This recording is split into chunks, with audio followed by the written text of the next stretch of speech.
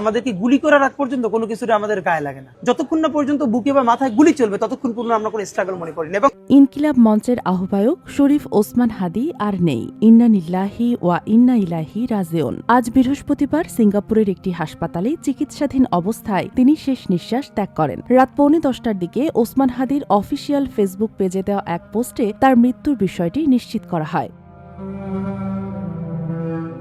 পোস্টে জানানো হয়, ভারতীয় আধিপত্যবাদের বিরুদ্ধে আন্দোলনের সক্রিয় এই নেতা আল্লাহর ডাকে সাড়া দিয়েছেন। তার মৃত্যুর খবরে শোকের ছায়া নেমে এসেছে দেশজুড়ে। সামাজিক যোগাযোগ মাধ্যমে গভীর শোক ও বেদনার বার্তা ছড়িয়ে পড়েছে। উল্লেখ্য, জুলাই অভ্যুত্থান ও আওয়ামী লীগ নিষিদ্ধের আন্দোলনের মাধ্যমে পরিচিতি পাওয়া ওসমান হাদি ত্রয়োদশ জাতীয় সংসদের নির্বাচনে ঢাকা ৮ আসন থেকে স্বতন্ত্র প্রার্থী হওয়ার ঘোষণা দিয়েছিলেন। গত 12 ডিসেম্বর জুমার নামাজের পর রাজধানীর বিজয়নগর এলাকায় গণসংযোগে গেলে তিনি সশস্ত্র হামলার শিকার হন।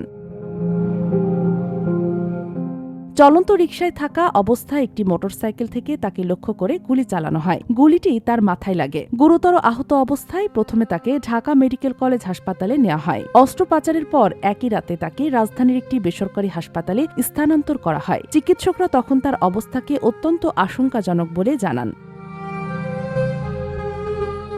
পরবর্তীতে উন্নত চিকিৎসার জন্য সোমবার দুপুরে এয়ার অ্যাম্বুলেন্সে করে তাকে সিঙ্গাপুরে নেওয়া হয়। এর আগে বিকেলে ইনকিলাব মঞ্চের পক্ষ থেকে জানানো হয়েছিল, ওসমান হাদি জীবন মৃত্যুর সন্ধিক্ষণে রয়েছেন এবং পরিবারের সম্মতিতেই সেখানে তার অস্ত্রোপচারের সিদ্ধান্ত নেওয়া হয়েছে। অবশেষে সব চেষ্টা ব্যর্থ করে দিয়ে আজ তিনি না ফেরার দেশে পাড়ি জমালেন। ওসমান হাদির মৃত্যুতে রাজনৈতিক অঙ্গন সহ বিভিন্ন মহলে শোকের ছায়া নেমে এসেছে। মহান আল্লাহর কাছে আমরা তার আত্মার মাগফিরাত কামনা করছি। Sheikh Masuma, daily our Bangladesh.